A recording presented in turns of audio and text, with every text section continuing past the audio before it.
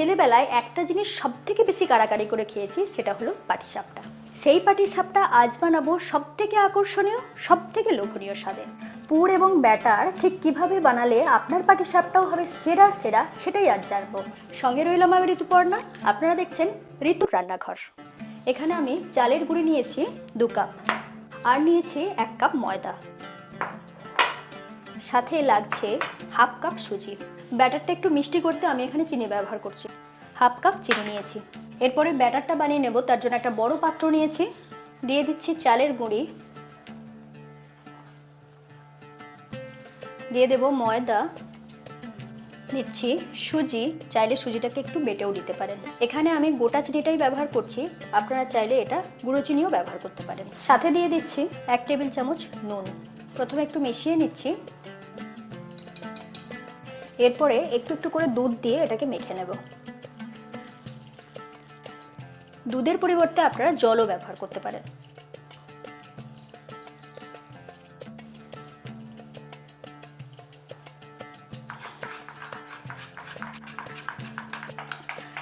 Bit করার সময় এইভাবে চামচ ব্যবহার করতে পারেন, কিংবা চামচের পরিবর্তে যদি এই হ্যান্ড বিটার ব্যবহার করেন তাহলে খুব সহজে এবং তাড়াতাড়ি হয়ে যাবে। 2 থেকে 3 মিনিট এটাকে আমি ফেটিয়ে নিয়েছি, যাতে ব্যাটারটা খুব সুন্দর স্মুথ হয়ে যায়। ঘনত্বটা দেখে নিন ঠিক কীরকম হবে। ব্যাটারটা পাতলার দিকেই হবে, দেখে নিন এইরকম ঘনত্ব হবে। এরপর ব্যাটারটাকে আমি রেস্টে রেখে দেবো কিছুক্ষণের জন্য। এরই মধ্যে পুরটা বানিয়ে নেব। পাটিসাপটার পুরটা আমি একটু অন্যরকম ভাবে বানাবো, যাতে স্বাদটা একদম সেরার সেরা হয়। এখানে নিয়েছি ছানা 300 গ্রাম, এটা ঘরে বানানো ছানা। আর লাগছে 1 কাপ গুঁড়ো দুধ বা মিল্ক পাউডার। যে কড়াতে পুরটা বানাবো সেই কড়াটা নিয়ে নিচ্ছি, ছানার সাথে দিয়ে দিচ্ছি গুঁড়ো দুধ পুরোটাই, সাথে দিয়ে দিচ্ছি 1/2 কাপ খেজুরের গুড়। গুড়ের পরিবর্তে আপনারা চিনি দিয়েও পুরটা বানাতে পারেন। সাথে দিয়ে দিচ্ছি 1 টেবিল চামচ ঘি। এরপরে সমস্ত জিনিসটা একসাথে মেখে নিতে হবে।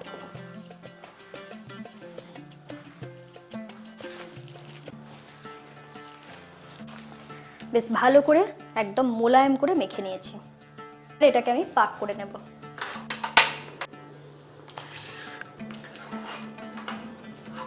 এইভাবে কোনো সময় পুর বানিয়ে দেখবেন, অপূর্ব সুন্দর খেতে হয়। 3 থেকে 4 মিনিট এটাকে আমি বেশ ভালো মতন পাক করে নিয়েছি। যখন দেখবেন এরকম কড়া থেকে উঠে আসছে, তখন বুঝবেন পাকটা সুন্দরভাবে হয়ে গিয়েছে। এরপর এটাকে তুলে নেব।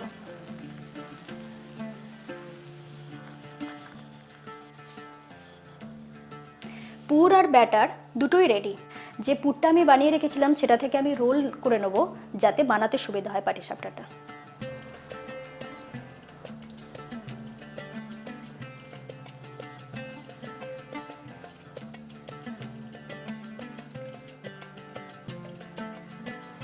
এটা বানিয়ে এইভাবে রাখতে পারেন, কিংবা ইনস্ট্যান্ট বানিয়ে নিতে পারেন। আমি এখানে প্যান ব্যবহার করছি। এরপরে দিয়ে দিচ্ছি ব্যাটার,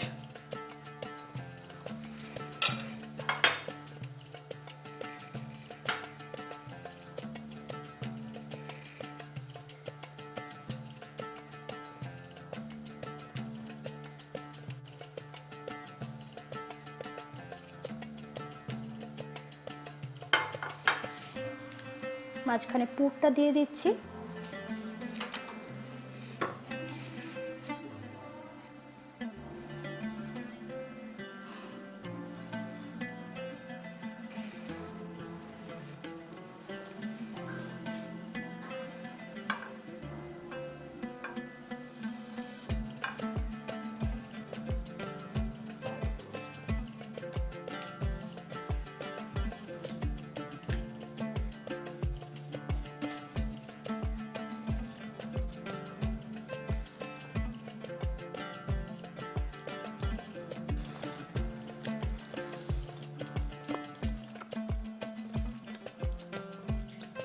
এরকম নতুন নতুন রেসিপি পেতে চ্যানেলটা সাবস্ক্রাইব করে নিন।